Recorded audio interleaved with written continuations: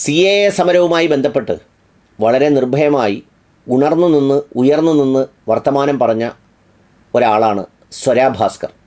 കഴിഞ്ഞ ദിവസങ്ങളിൽ സ്വരാ ഭാസ്കർ മറ്റ് ചില കാര്യങ്ങൾ ഉറക്കെ പറഞ്ഞു. അതിനോടനുബന്ധിച്ച് ദിഗ്വിജയ് സിംഗും പറഞ്ഞ ചില കാര്യങ്ങളുണ്ട്. ആദ്യം स्वरा भास्कर പറഞ്ഞത് കേൾക്കാം. जिन लोगों को 56 इंच के कपड़े फिट आते थे उनके कपड़े नॉर्मल साइज के हो गए हैं. जो लोग 400 पार करने गए थे वो 240 में निपट गए. हमारे देश में इक्वालिटी बिफोर द लॉ ऐसा माना गया है कि हमारा संविधान हमें ये हक देता है कि इस देश में जो न्याय व्यवस्था है, जो लॉ है, उसके सामने सब लोग बराबर हैं. इक्वालिटी बिफोर द लॉ का कोई मतलब नहीं है अगर equal treatment before the law नहीं होगा. इत्तेफाकन मैं हिंदू घर में पैदा हुई, इत्तेफाकन मैं एक सवर्ण परिवार में पैदा हुई, इत्तेफाकन मैं ऐसे परिवार में पैदा हुई जो खुद पढ़ा लिखा था अंग्रेजी माध्यम में. इत्तेफाकन मैं अंग्रेजी माध्यम में पढ़ी लिखी हूं और बोल सकती हूं, और इत्तेफाकन मैं बॉलीवुड में की फिल्मों में काम कर चुकी हूं. इसलिए शायद जिन लोगों ने उमर को उन्हीं केसेस में और बाकी साथियों को, मिरन को, अतर को और गुजवा बाकी लोगों को उन्हीं केसेस में अरेस्ट किया, उन्हें लगा कि शायद ये ज्यादा हो जाएगा. आप एक मुसलमान को आतंकवादी बता सकते हो, लेकिन शायद एक Hindu x naval officer, teacher, professor mother की बेटी को आतंकवादी बताना थोड़ा ज्यादा हो जाएगा, कन्वीनियंट नहीं होगा हमारी मीडिया के लिए. उसमें उमर की एक डेट आने वाली थी बेल की, और उसके पहले ही जो न्यायाधीश थे जिन्होंने सुनना था वो केस, उन्होंने अपने आप को रेक्यूज कर लिया. नहीं समझता कि मैं काबिल हूं कि मैं ये केस सुन सकूं. क्यों काबिल नहीं हुआ? बड़ी पढ़ाई लिखाई करी होगी आपने जज बनने के लिए. कई सालों से आप आई एम अज्यूमिंग हमारे ही टैक्स के पैसों की तनख्वाह आ रही होगी आपको. हमारे ही टैक्स के पैसों से जो घर बनते हैं सरकारी, उनमें आप रह रहे होगे. हमारे ही टैक्स के पैसों से जो पर्क्स आपको मिले हैं उन पे आपकी जिंदगी कंफर्टेबल है. तो आपको क्यों ये हक है अपने आप को रिक्यूज करने का अपनी जिम्मेदारियों से? क्या ये हिंदुस्तान के नागरिकों के साथ गद्दारी नहीं है?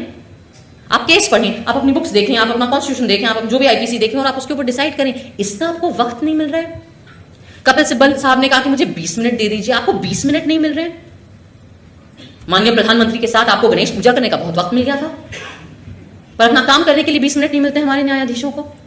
आपको किस चीज का डर है? आम नागरिक को तो जेल का डर होता है, पिटाई का डर होता है. मुसलमान तो कहीं पे भी पिट जाते हैं बेचारे इस देश में, दलित कहीं पे भी पिट जाते हैं इस देश में. हम लोगों को भी डर लग सकता है कि काम नहीं मिलेगा, कॉमेडी के शोज नहीं मिलेंगे, फिल्में बंद हो जाएंगी. जिनके बच्चे हैं छोटे छोटे, उनको अलग अलग किस्म के डर लगते हैं. आपको क्या डर लगता है? आपके पास तो पूरा तंत्र है, आपके पास तो सारी सरकारी तंत्र है. जब तक आप इन बड़े बड़े सुप्रीम कोर्ट, हाई कोर्ट तक पहुंच जाते हो, आपको 60 साल 50 साल के ऊपर होते होंगे. आपके तो बच्चे भी बड़े हो गए होंगे. अच्छी महंगी कॉलेजेस में आप उन्हें पढ़ाते हैं, बाहर भेजते हैं, यूनिवर्सिटीज में वो भी सेटल हो जाते हैं, उनकी शादियां हो जाती हैं, उनके भी बच्चे होते हैं. तो इस बुढ़ापे में क्या डर है अब आपको? अब क्या लालच है आपके अंदर? क्या चाहिए आपको?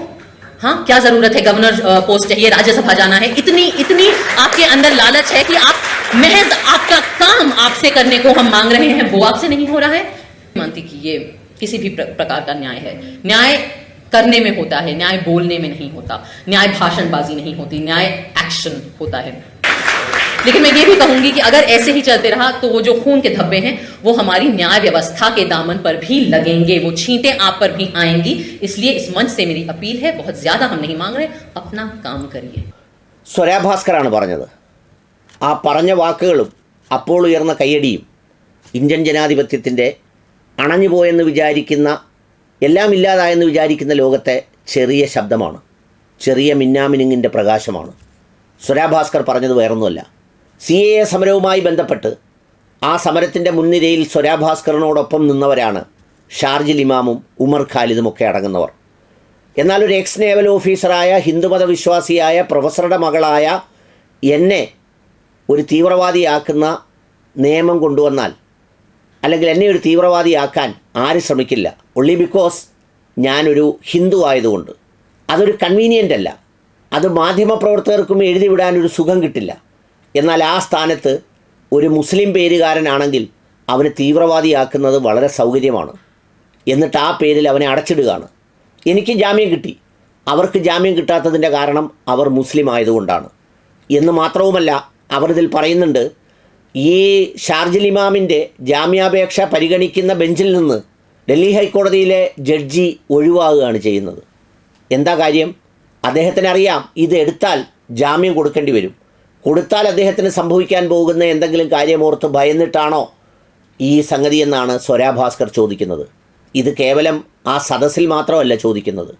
പ്രധാനമന്ത്രിയെ ക്ഷണിച്ച് പൂജ നടത്തി മണിയടിക്കുന്നത് കണ്ട സുപ്രീം കോടതി ചീഫ് ജസ്റ്റിസിൻ്റെ കാലത്ത് ജീവിച്ചിരിക്കുന്ന എല്ലാ ഭാരതീയരോടുമാണ് ഈ ചോദ്യം.